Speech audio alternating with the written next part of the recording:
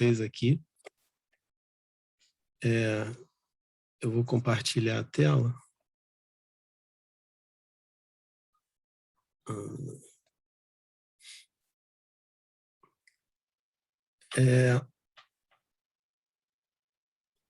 Na verdade, tem estudos que a gente faz que são um presente, né? Eu considero esse um presente.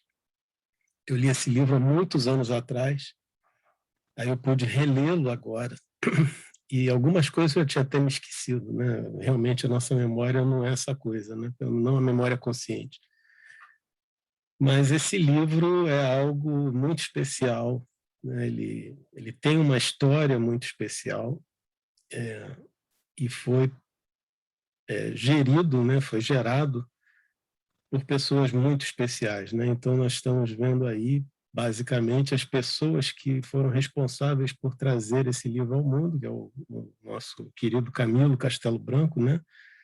Não vou usar o pseudônimo dele, contrariando Dona Ivone, né? Porque Dona Ivone bateu o pé que ia usar o pseudônimo. Leon Denis, que veio fazer o fechamento, né? Veio também, dizem, né, suavizar o livro, porque haviam coisas mais cruas, né, a serem ditas, a serem mostradas. Então, na verdade, essas três pessoas, esses três, podemos dizer, seres luminares, porque trouxeram iluminação à humanidade, são os responsáveis por esse livro, né? Então, é um livro que é um verdadeiro, né, um extraordinário tratado, um compêndio a respeito dos gravíssimos débitos adquiridos por conta do ato do suicídio, né? Ato que não só não isenta a pessoa dos problemas que ela tinha, como ainda agrava aqueles problemas, né? Isso é uma coisa que fica bem clara durante o livro todo. Esses dramas gerados, esses débitos gerados, eles não estão só limitados à figura da pessoa que suicida, né? Esses dramas, eles atingem também as famílias dessas pessoas. Normalmente a família sofre muito com com esse ato, né? Tendo mesmo, a gente vai tentar falar aqui rapidamente, porque o livro é muito grande, sobre situações nesse aspecto. E, ao mesmo tempo, por causa disso, exatamente, por trazer essa realidade à tona, né, estamos falando aqui de algo que, possivelmente, na história da humanidade foi tratado sempre como tabu, né? Ninguém falava do suicida, ninguém falava o nome, né, suicida, né? Era quase que nem um câncer, né, uma lepra, ou seja, era um tabu. E esse livro vem justamente trazer uma fronteira, não? Ele vem trazer um protesto contra esse tipo de coisa, porque ao descrever o que acontece, ele tira o mito, né, da questão. É difícil? É difícil, é muito difícil, mas o mito fica em segundo plano, né? E ele narra exatamente isso. Os sofrimentos, tanto físicos como principalmente os morais, e também o sofrimento das famílias envolvidas, né?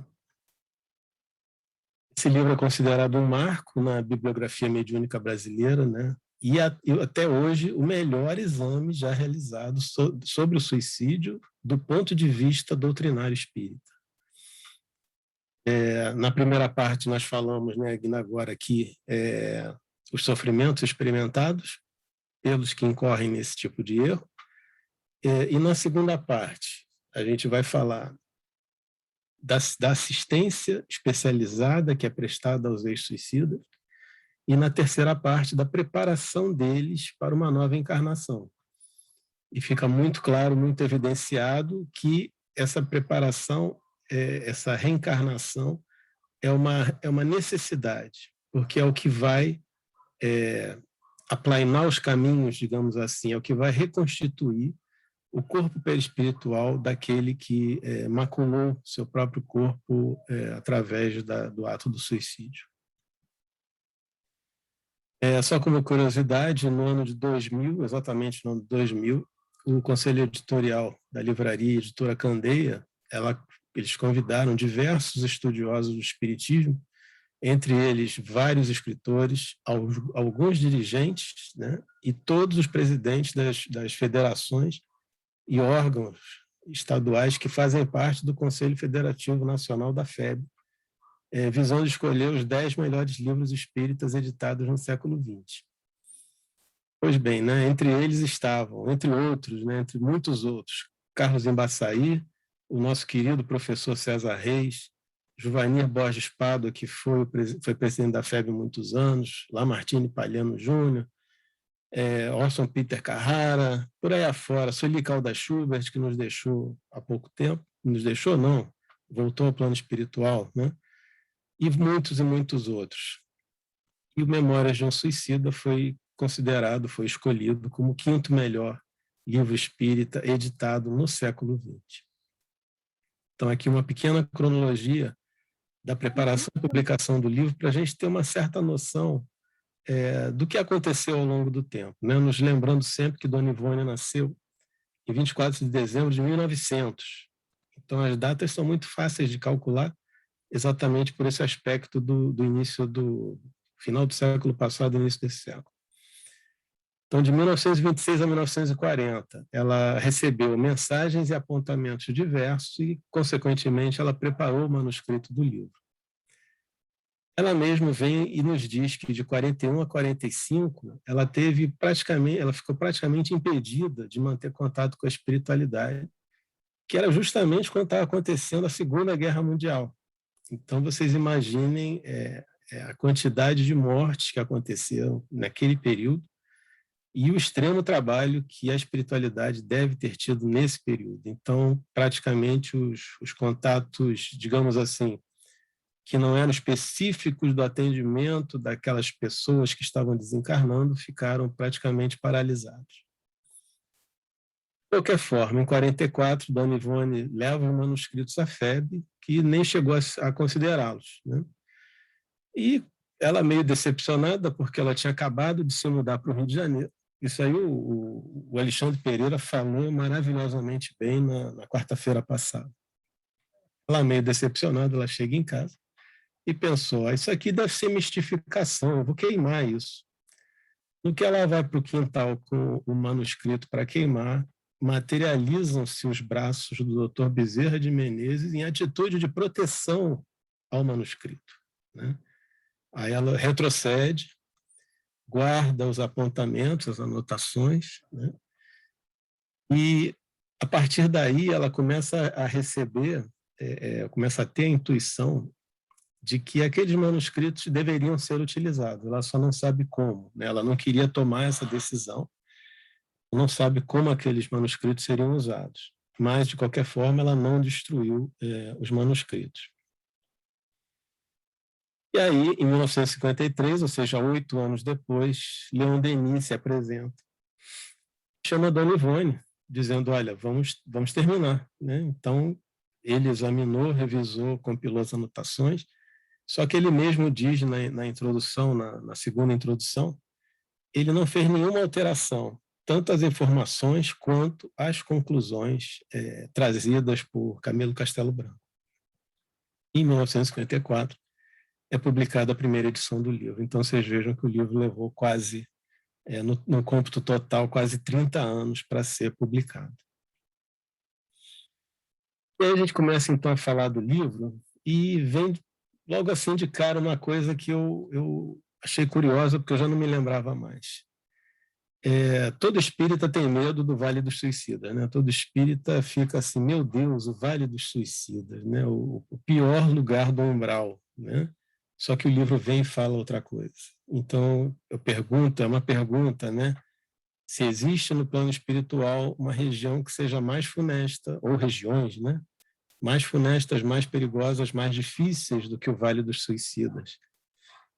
E a resposta é sim, né? Que há locais pavorosos e sinistros que estão afinados com os estados mentais daquelas pessoas que os procuram, e dá como exemplo as florestas tenebrosas, catacumbas abandonadas, cavernas solitárias, muitas vezes desconhecidas dos homens, antros de rochedos marinhos e crateras de vulcões extintos, né? E aí vem a explicação. Esses locais são habitados por obsessores e vampirizadores que às vezes também foram suicidas, né? Ou que são mistificadores, que ainda são irmãos nossos, perversos, ainda são criminosos. O seu prazer ainda é a prática do mal. E Camilo mesmo chama, né, de escória, escória do mundo invisível, desnorteada que é pelas próprias maldades. Então, existem locais piores do que o Vale dos Suicidas. Então, para nós espíritas, né, vamos pensar até com certo carinho no Vale dos Suicidas, porque não é o pior lugar na questão do umbral. E aí a complementação da explicação é que se a pessoa for escravizada por esse grupo, por esse bando, vai experimentar torturas que, comparadas às torturas do Vale dos Suicidas, pareceriam um brinquedo, pareceriam um mero gracejo. Por que isso? E aí são palavras do próprio Camilo Castelo Branco. A figurinha não está legal, mas foi o que eu pude encontrar, eu peço desculpas. Tá? Quando a gente desdobra, a nossa porção astral, espírito perispírito, desloga, né, desdobra do corpo físico e sai ligado ao cordão fluídico, que está ligado no centro coronariano. Então, Camilo vem e explica, conforme ele viu, conforme ele entendeu. Todos nós, né, todos eles, ele e os companheiros da questão do suicídio, traziam pendentes da configuração astral, quando ainda no vale, ou seja, eles ainda não tinham sido resgatados, fragmentos reluzentes do cordão fluídico, que é esse cordão que fica preso no corpo físico.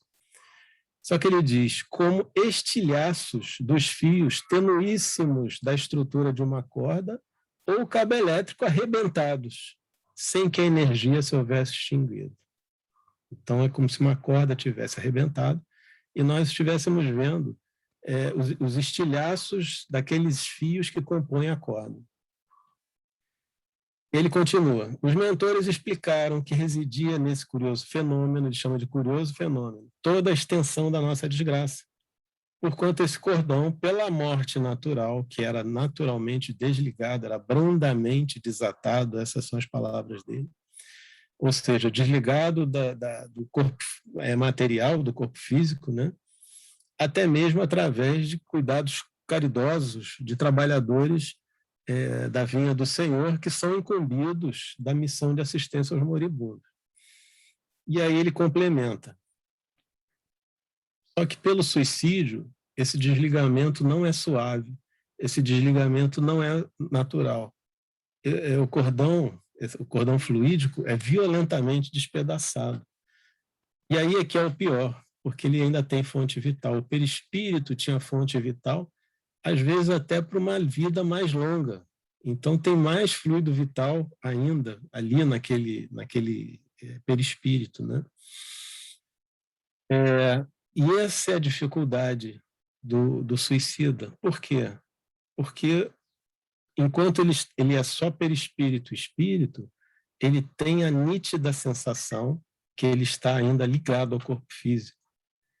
E tendo essa nítida sensação, ele acompanha o corpo físico, só que o corpo físico está morto, começa a se decompor, com todos os atributos da decomposição. Então, ele vê os vermes roendo. Desculpa, gente, depois do almoço é chato falar isso, mas faz parte da palestra, né? Ele vê os vermes roendo, ele sente o cheiro ruim, né? Ele fica horrorizado, né? E ele passa mal com aquilo, ele se sente mal e tal. Por quê? Porque ele tem a sensação que está ligado. E mentalmente ele fica ligado ali no corpo físico. E é exatamente esse o objetivo dos vampirizadores, né? Ou seja, o fluido vital remanescente. Os espíritos vampirizadores, que são muito materializados, eles estão interessados nesse fluido vital.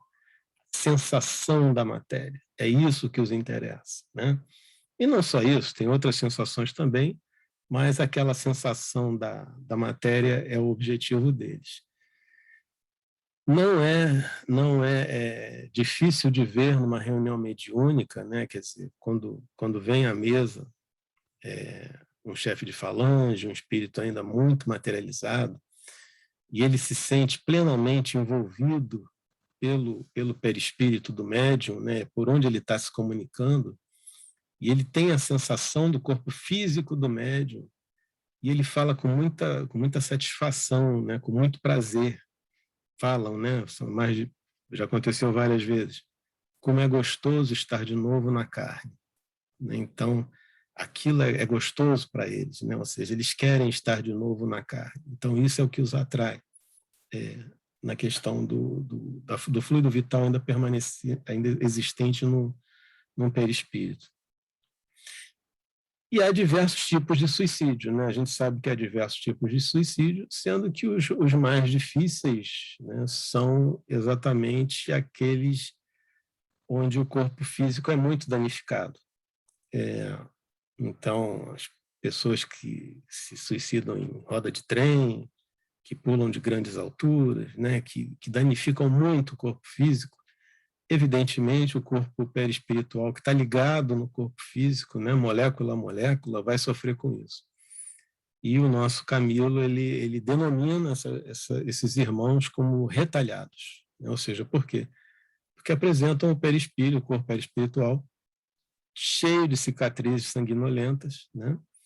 E nós já vimos também na reunião mediúnica retalhados que tentavam fazer um movimento de juntar, como se estivessem juntando pedaços no seu próprio corpo. Né? Eles têm essa sensação que eles estão aos pedaços. Né? Gente, mais uma vez, desculpe o assunto, mas é por aí, né? E aí sim, né? Ou seja, a gente começa o livro, Camilo não vai imediatamente para o Vale dos Suicidas, aí está a definição do Vale dos Suicidas, né? Mas ele percebe que não morreu, ou melhor, ele fica na dúvida, ele fica assim, eu morri ou eu não morri? Né? Até que ele vê o corpo, e aquilo o horroriza, ele fica horrorizado, ele fica apavorado, diz assim, meu Deus, né? E continua não tendo certeza, por quê? Porque o perispírito dele ainda tinha fluido vital, ele não tem certeza do que está acontecendo.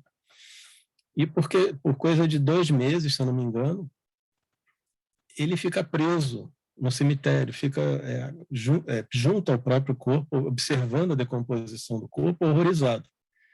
Até que ele consegue sair.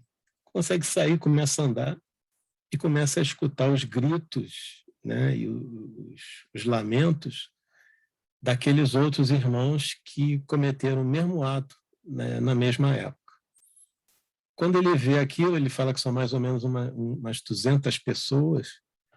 Essas 200 pessoas já vêm ladeadas pelos lanceiros, né, que trabalham na Legião dos Servos de Maria.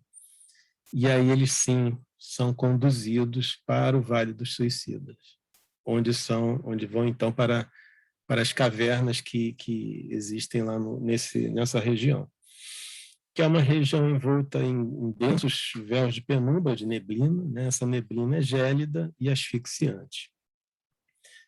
Só que, periodicamente, vai uma caravana visitar essa região, né? Essa região de sul.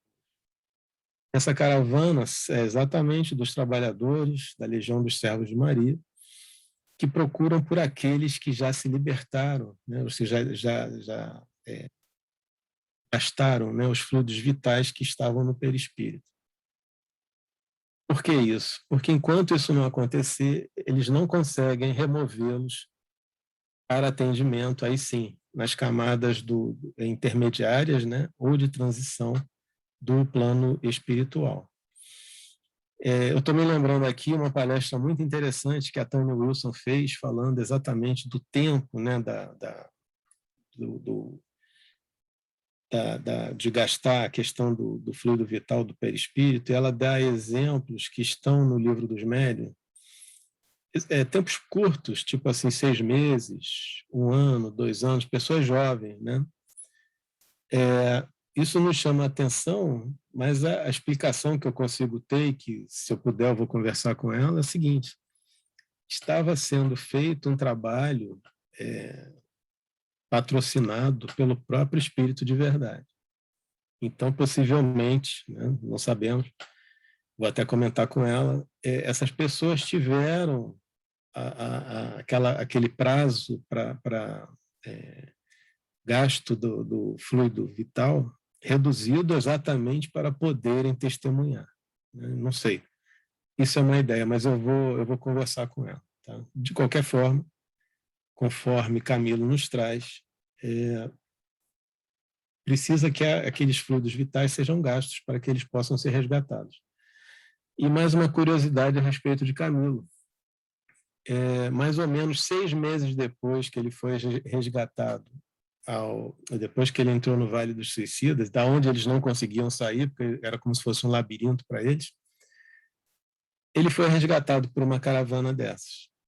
Ou seja, se ele não tivesse cometido o ato do suicídio, em coisa de 6 meses ele teria desencarnado e não teria passado por nada disso.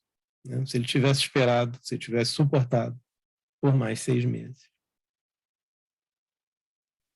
Então, aqui só lembrando, né, a nossa doce Mãe Santíssima, ela mantém no plano espiritual inúmeras tentativas, né, da entrada da legião. Seria a torre de vigia, que é a primeira entrada, e a gente nota um ambiente de neblina, né, um ambiente inóspito. Mas nessas instituições a gente pode reconhecer o amor inexcedível, né, de Maria. Né? Não vamos encontrá-la em corpo espiritual, né, com frequência nesses lugares, pois a sua presença ia distrair todo mundo. Né? Ou seja, ia perturbar o trabalho, não por vontade dela. Mas observa-se que a cada passo, em cada processo, os menores detalhes, a sua influência, as suas orientações estão presentes. E a gente vai ver também que até em alguns resgates, a orientação dela está presente também. Então, da torre de vigia, eles vão para o departamento de vigilância, onde eles são identificados e matriculados, né? E ali são registradas a identidade terrena, a última, né? As razões de indução ao suicídio, o gênero de suicídio, o local dos despojos humanos, do corpo físico. E após feito esse registro, aí sim, eles são encaminhados ao departamento hospitalar. Já esse transporte é feito em carruagens, né, com capacidade para 10 passageiros cada uma. São cavalos normandos, né, que fazem esse transporte.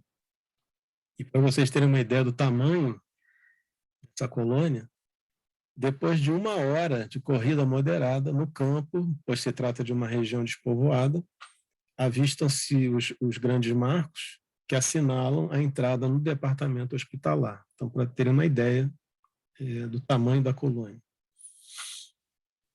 O departamento hospitalar ele é subdividido em 3: manicômio, isolamento e no Hospital Maria de Nazaré. Camilo, quando chega lá pela primeira vez, quando ele entra no departamento hospitalar e vê as placas de manicômio e isolamento, ele se apavora. Ele diz assim, meu Deus, o que vai acontecer com a gente aqui agora? O que vai acontecer comigo? Né? Tinha medo de ir para o manicômio e para o isolamento. Mas, conforme o gênero de suicídio dele, ele pôde ir diretamente para o hospital.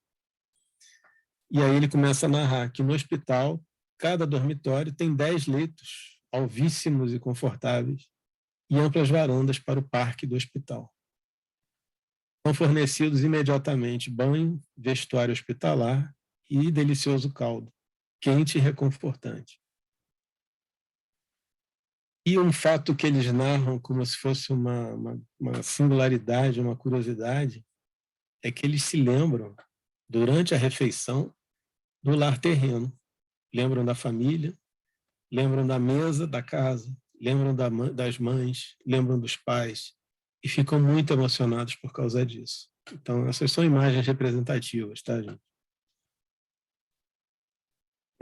Camilo nos diz ainda que num ângulo favorável aos 10 leitos tem uma lareira que aquece o recinto, e acima da lareira, no alto da parede, tem uma tela em cores, né, como se fosse uma televisão, que na época Camilo desconhecia o que era uma televisão, né, luminosa e animada de vida e inteligência, né? E ele diz que ele comparou essa imagem ao quadro de Murilo, o painel de Murilo, o quadro da Virgem de Nazaré, só que essa imagem era sublimada por virtuosidades que não eram conhecidas dentre os gênios pintores da Terra. E aí sim, uma vez internos no hospital, eles vão ser submetidos a exames minuciosos para entenderem, para que os médicos da organização entendam as lesões que foram causadas aos perispíritos de cada um. Então, Camilo nos narra, né, que os tecidos das regiões afetadas do perispírito recebem sondagens de luz, banhos magnéticos, bálsamos quintessenciados, substâncias luminosas extraídas de raios solares, a partir dos quais são gerados fotos e mapas dinâmicos para análises especiais, que mais tarde vão ser enviados para a seção de planejamento de corpos físicos do Departamento de Reencarnação.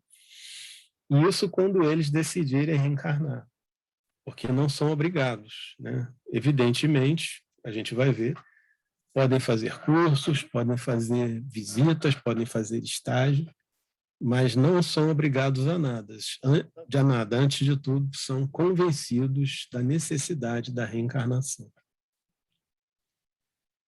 E aí, a espiritualidade vem e nos diz, né, o espírito de um suicida voltará a novo corpo terreno, em condições muito penosas de sofrimento, agravadas pelas resultantes do grande desequilíbrio que o gesto provocou no seu corpo astral, isto é, no seu perispírito. Por quê? Porque o perispírito, estando imantado ao corpo físico molecularmente, ele sofre com os sofrimentos causados ao corpo físico. E aí Camilo nos fala, mais uma vez, a volta de um suicida a um novo corpo carnal é a lei. É lei inevitável, irrevogável. É expiação irremediável, a qual terá de se submeter voluntariamente ou não, porque a seu próprio benefício outro recurso não haverá, senão a repetição do programa terreno que deixou de executar.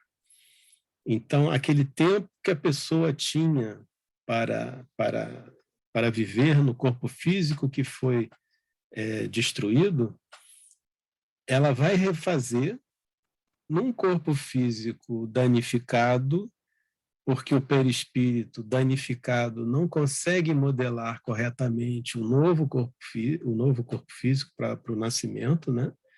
Só que esse choque anímico, mesmo vivendo os 30, 40 anos que ela teria que viver para frente num corpo físico danificado, vai permitir a ela recompor, aí sim, o seu perispírito novamente para uma segunda encarnação, uma segunda reencarnação. E no livro há casos de retalhados que a própria espiritualidade, os próprios diretores, eles falam, olha, isso aqui é coisa para um século, 2, talvez mais, dependendo do nível de destruição a que foi submetido o corpo físico e, consequentemente, sofreu o corpo perispiritual. E Camilo vem e nos fala, né? O suicida é como um clandestino da espiritualidade. Só contextualizando, naquele tempo não existia ainda o avião. Então, as viagens grandes, as viagens interatlânticas, né, feitas por navio. Então, o clandestino era o penetra do navio, né? Ou seja, o cara que entrava no navio sem ter a passagem, sem ter o bilhete. Era o penetra mesmo, né? Ou seja, estava errado. Digamos assim, o cara estava errado. Então, Camilo diz, é um clandestino da espiritualidade. Não era para ele estar ali, né? Ele continua. Por quê, né? As leis que regulam a harmonia do mundo invisível são contrariadas com sua presença nas suas paragens antes da época determinada e legal. Não era para ele estar ali. Ele tinha que estar no mundo físico, ele não tinha que estar no mundo espiritual. Mas com o perispírito arrebentado, né? Porém, são tolerados, são amparados convenientemente e são encaminhados porque a excelência das leis divinas, derramadas que são, né, do seio amoroso do Pai Altíssimo, estabeleceu que a todos os pecadores sejam incessantemente renovadas as oportunidades de correção e reabilitação. Né? Parece poesia, né? E Camilo era um poeta, né? Um poeta ultra romântico. Alguns comentários, né? No livro se fala do resgate de 2 filhos de Jerônimo Silveira, que foi resgatado junto com Camilo do Vale dos Suicidas. Né? E nesse resgate há a interferência direta de Maria de Nazaré. Né? Olha, uma coisa linda, uma coisa maravilhosa. A gente fica com os olhos cheios d'água quando a gente lê isso, né? Que Margarida, que era mais nova, né? Tinha sido se obrigada a prostituir pela mãe depois do suicídio de Jerônimo, né?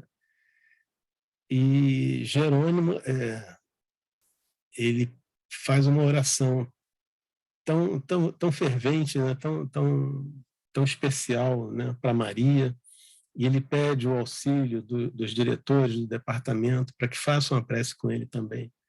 Que Maria vem e Maria interfere, Maria ajuda, quer dizer, ela dá a organização para que tanto Margarida como Albino, que estava preso, fossem resgatados. E isso acontece. Né? Outra observação, ao longo do tempo que eles estão lá, né, que eles estão custodiados na dos servos de Maria, eles podem fazer cursos, eles recebem palestras, podem fazer visitas, estágios de aprendizado, treinamento, em outros departamentos da colônia e na própria terra.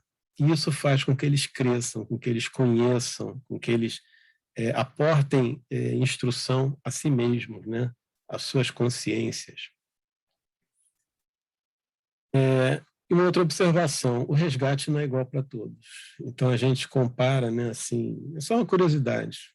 Camilo e Jerônimo, eles se suicidaram pelo mesmo método, né, um tiro no ouvido. Só que Jerônimo pediu para nascer de novo, porque Jerônimo era um comerciante rico que faliu. E aí, a partir da falência, ele resolveu se matar. Então, ele pede para nascer de novo com dinheiro, pede para não ter filhos, para não se casar, não ter filhos, pede para construir um orfanato. Né? Queria cuidar de muitas crianças, né? Crianças, principalmente crianças que tivessem ficado órfãs por causa do suicídio de um pai ou de uma mãe. E queria de novo enfrentar a falência, né? Que foi o que ele não aguentou. Quando ele viu que estava falido, ele se matou.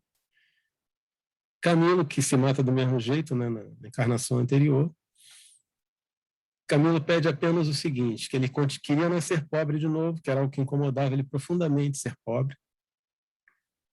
Queria ficar cego aos 40 anos, queria desencarnar aos 60. Então, vocês vejam, o resgate não é igual para todos e possivelmente será atendido se a pessoa se mostrar arrependida da situação que ela mesma gerou. Então, a legião é muito grande, né? Vocês viram que só entre a entrada e o departamento hospitalar é 1 hora de corrida de cavalo, né? Andando a cavalo.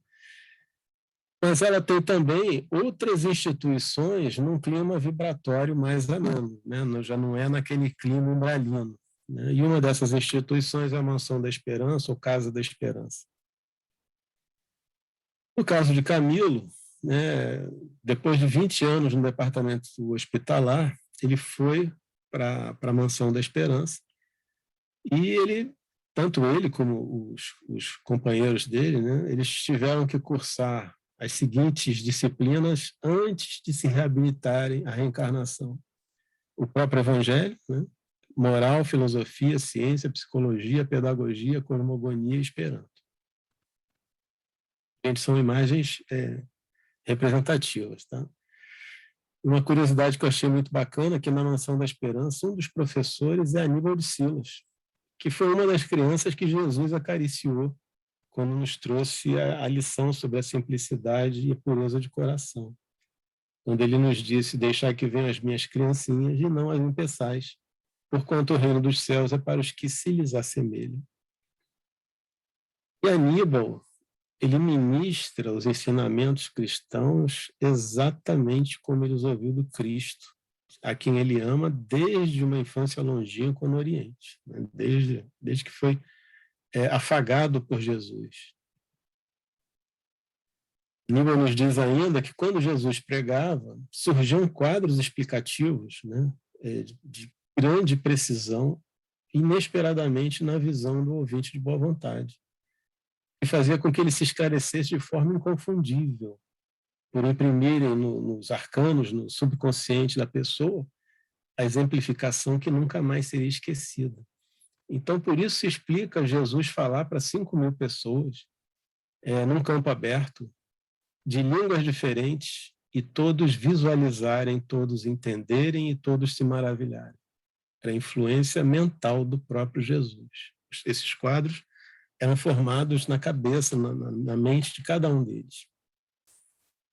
Por causa disso, ele conseguia manter, né, longas horas, em serenidade, multidões famintas, turbas rebeldes, conseguia arrebatar ouvintes, conseguia convencer corações. Uma dessas situações, né, da aparição de Jesus, digamos assim, né, quando Jesus se mostra em perispírito a Saulo de Tarso, às portas de Damasco. Tanto que Saulo cai, fica cego por alguns dias, por conta da luminosidade da visão que ele vê, né? Só que essa visão fez com que Saulo seguisse, né? Entendesse, parasse de perseguir os cristãos, e ele mesmo se converteu naquele momento.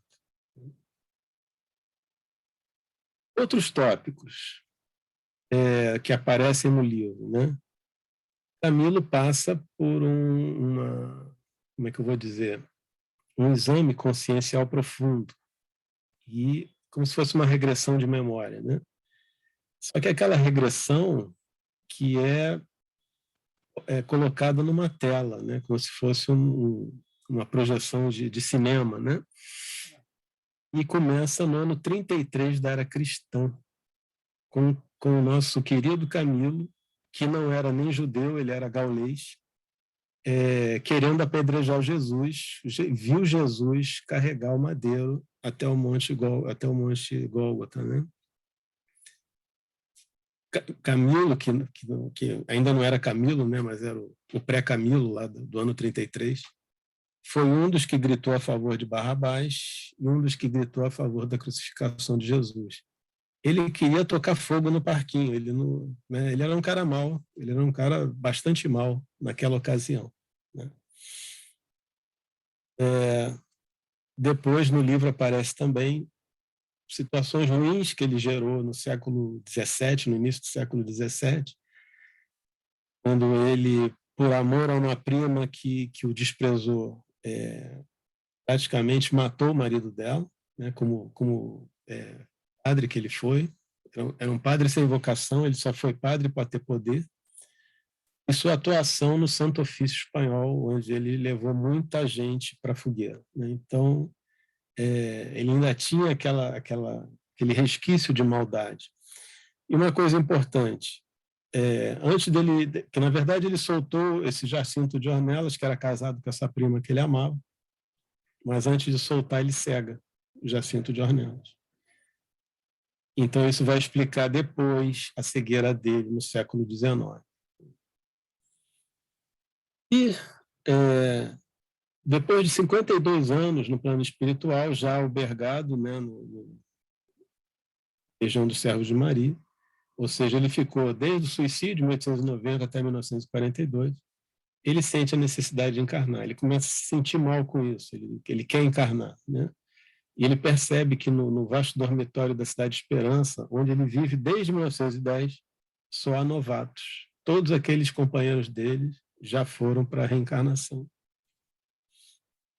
Então, antes de reencarnar, antes de ir para o departamento de reencarnação para fazer o planejamento, ele ainda visita Belarmino, que era um dos colegas dele, um dos amigos dele, que era um bebê já fraco e destinado à tuberculose, porque foi devido à tuberculose que Belarmino se mata na encarnação anterior. E visita Mário Sobral, aleijado, sem as mãos, 40 anos, filho de prostituta, criado pela filha de uma lavadeira, que era Eulina, que foi a amante que ele matou usando as próprias mãos, e que a Eulina estava cuidando dele, né? Então, Camilo, sim, vai participar do planejamento da sua reencarnação, pretendendo ficar cego aos 40 anos, ou seja, lá por volta de 1982, e desencarnar aos 60, ou seja, lá por volta de 2002. Então, gente, considerações finais, né? Deixa eu ver aqui. O que chama muito a nossa atenção: a organização, a estrutura, a especialização dos trabalhadores, a especialização dos departamentos, as tecnologias disponíveis no Instituto Maria de Nazaré. Isso chama muito a nossa atenção, principalmente que a gente está falando do final do século XIX. Algumas dessas tecnologias que lá estão só chegariam décadas depois no plano material. Então, a gente pode tentar supor o quanto de nossas descobertas ou criações são, na verdade, inspirações dos cientistas e pensadores no mundo espiritual. E aí, rapidinho aqui, uma história de Einstein, que um belo dia foi dormir com um determinado problema na cabeça, não conseguia resolver. No dia seguinte, acordou com a resposta pronta. Escreveu a resposta pronta. Só que depois ele não conseguia chegar na resposta pronta. Então, no plano espiritual, ele deve ter tido a elaboração, mas não conseguiu trazer para o plano físico. O livro descreve o trabalho de auxílio mediúnico aos suicidas realizado por diversas casas espíritas no Brasil. Camilo denomina os trabalhadores da doutrina espírita como nossos amigos. E na nossa querida casa, esses grupos são compostos pelas diversas reuniões mediúnicas e o nosso querido ponto de luz, que está preparado e pronto para trabalhar nessa direção, nesse aspecto. Fica explícito no livro que a organização e a direção do Instituto são devidos a Maria de Nazaré, que teve justamente a suprema missão de trazer Jesus ao plano físico e que ampara amorosamente a todos esses nossos irmãos. E por todo o livro fica explícita e clara a extraordinária maravilha que é a criação divina. E que nosso Pai amado nunca cessa as oportunidades de reajuste a qualquer de seus filhos. Pelo contrário, fica patente que a centelha espiritual viva em cada um de nós é doação dele, é imortal como ele, que é infinito amor e perfeição. E aí a questão do Ângelus, né, é muito respeitado no Instituto, e muitos aqui na Terra respeitam quando o sol se põe, elevar as preces a Maria, né? No plano espiritual isso também acontece. A suavidade do crepúsculo, as estrelas começam a surgir, a natureza que fica quieta, tudo convida ao recolhimento, à meditação. O que acontece na Terra é reflexo de uma atitude muito maior, muito mais profunda do que acontece no plano espiritual. A hora de agradecer à Mãe Santíssima ou a seu Filho amado com gratidão os benefícios recebidos do seu amparo. Eu trouxe 2 clipezinhos, não sei se a hora dá, acho que dá, bem curtinhos, em homenagem à nossa querida Dona Ivone. Eu não descobri nenhuma gravação em que apareça ela falando, nem gravação somente, sem vídeo, mas consegui descobrir 2 clipezinhos muito rápidos que mostram ela, que foi a grande responsável por trazer Camilo até nós. Então, aqui os 2 clipezinhos. O Jorge Risini, em 1965. Ele fez esse clipezinho bem rapidinho.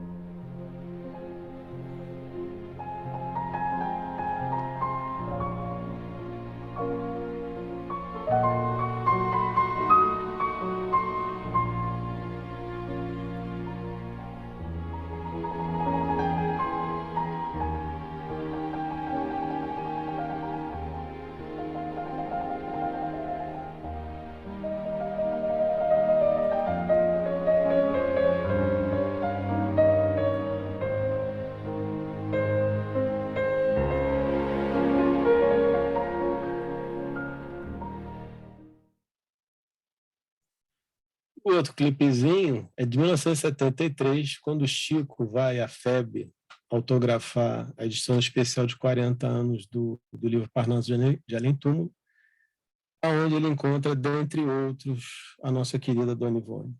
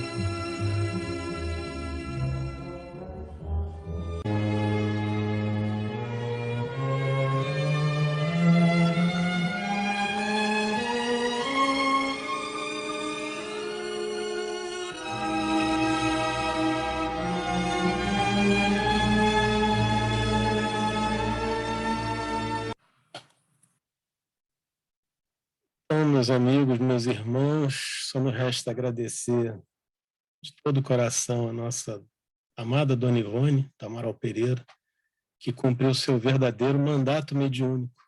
Foi um mandato mediúnico. Extrema humildade, abandono de si mesma, dedicação e fé. E para quem nunca tinha visto a foto de um anjo beijando o outro, aí está, Chico beijando Dona Ivone. Grande beijo a todos, muita paz a todos, que Jesus permaneça em nossos corações.